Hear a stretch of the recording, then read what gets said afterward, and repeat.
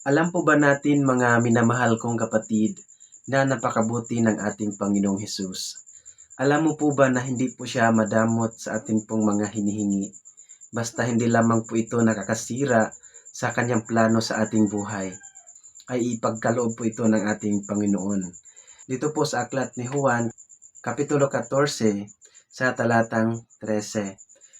At anumang hilingin ninyo sa aking pangalan ay gagawin ko upang parangalan ang Ama sa pamamagitan ng Anak.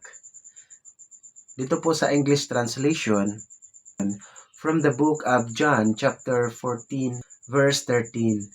Let me share to you. And whatsoever ye shall ask in my name, that I will do, that the Father may be glorified in the Son. Hallelujah. Purihin po ang pagbabasa sa salita ng ating Panginoon.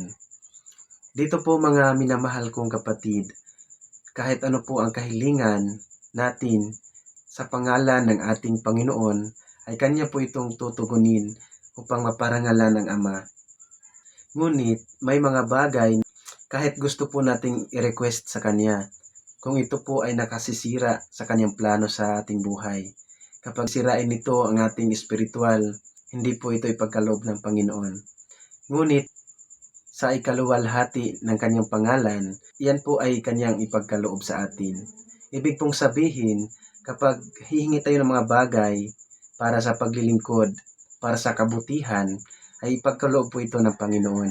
Lagi po nating tandaan mga kapatid, na mapalad ang sumusunod sa kalooban ng Diyos. Maraming salamat. Jesus loves you. Bye-bye and God bless.